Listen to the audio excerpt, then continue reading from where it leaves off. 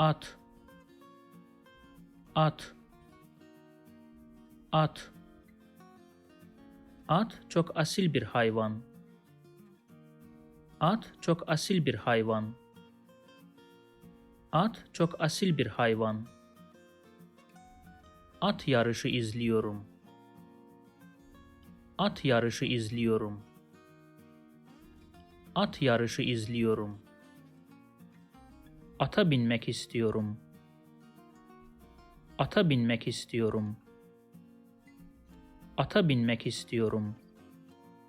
If you like this video, please subscribe to my channel below for more videos on Turkish grammar, vocabulary, and pronunciation. Also, if you think this video can benefit somebody else, please share it with them.